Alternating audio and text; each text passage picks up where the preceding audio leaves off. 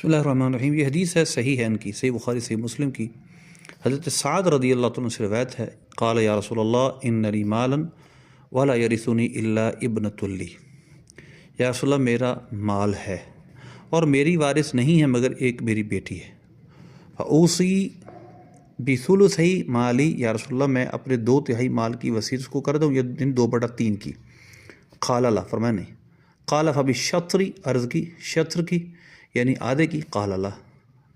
قال فالثلث، عرض کی تہائی کی یعنی 1/3 کی، 1/3 کی؟ قال، فرمایا الثلث والثلث کثیر، فرمایا ثلث اور ثلث بہت ہے۔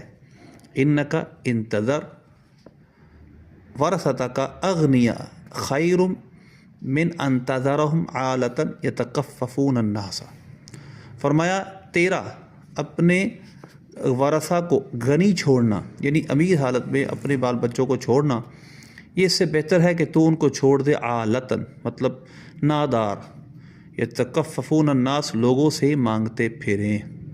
مطلب اس میں 2 طرح کی چیزیں ثابت ہوتی ہیں۔ ایک تو یہ ابن کثیر اس وجہ سے اس کو لا رہے ہیں کہ وارث کے لیے وصیت نہیں ہوتی بلکہ وصیت ہوتی ہے غیر وارث کے لیے۔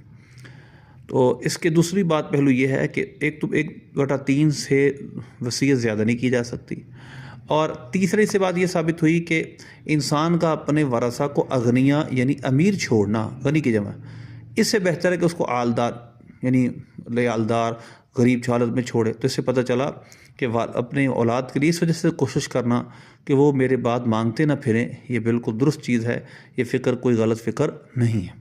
اللہ سے دعا ہے عمل کی۔